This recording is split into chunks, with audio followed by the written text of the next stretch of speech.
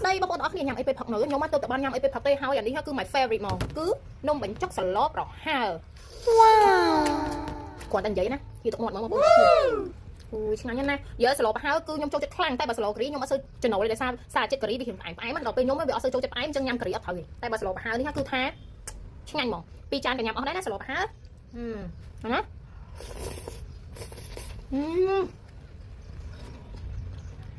ខ្លាំងបងប្អូនអរគ្នាសឡប្រហើរនេះណា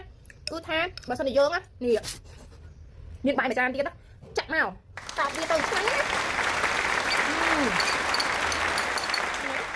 នេះកាលនៅពីទូខ្ញុំទិញនំបញ្ចុកមកដូចជា500អញ្ចឹងបងប្អូនទាំងអស់គ្នាហើយយើងដាក់បាយកកញ៉ាំបន្ថែមទៀតណាញ៉ាំបានច្រើនហើយឆ្អែតទៀតហើយនំបញ្ចុកអត់តែ500ដាក់បាយកកយើងមកនិយាយថាឆ្អែតឥឡូវគឺយើងធ្វើរបៀបនឹងដែរដាក់បាយកកតិចមកទៀត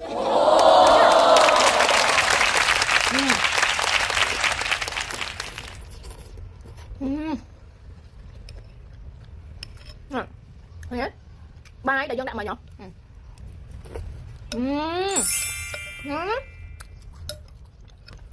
បងប្អូនណាខ្លះចូលចិត្តញ៉ាំនំបញ្ចុកសឡប្រហើរដូចខ្ញុំហើយចូលចិត្តដាក់បាយកកចង់ដូចខ្ញុំអត់ដាក់ចង់ឆ្ងាញ់ខ្លាំងបងប្អូនខ្ញុំនឹកស្នើមែនតើណាការញ៉ាំនៅបន្ទូចយករបស់ញ៉ាំធូរថ្លៃហើយចង់ចំណេញយើងទិញនំបញ្ចុក500មកដាក់បាយកកបែបនេះហើយញ៉ាំដល់ឡើងឆ្អែតហ្មងបងប្អូនឆ្ងាញ់ក្តីសុខទៀតហើយបងប្អូនទាំងអស់គ្នាអើយហើយនំបញ្ចុកចង់ឆ្ងាញ់អីបងប្អូននំបញ្ចុកឆ្ងាញ់គឺឆ្ងាញ់លបោយនឹងឯងបងប្អូនជាតិណាស់បងអើយ Yes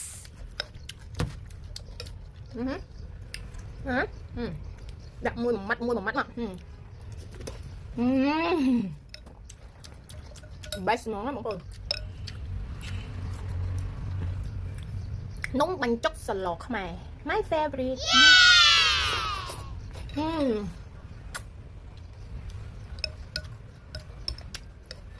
ញ៉ាំខ្លាំងបាយឆ្ងាញ់ណាស់បងប្អូនអរគ្នាហើយបងប្អូនណាខ្លះដែលគាត់ចូលចិត្តញ៉ាំនំបញ្ចុកសឡប្រហើរដូចខ្ញុំដែរ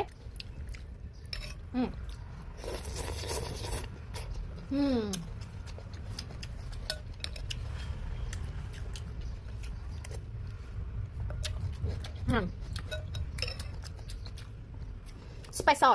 ពិសេសជាងគេនៅក្នុងនំបញ្ចុកគឺលបោយក្តីសុខ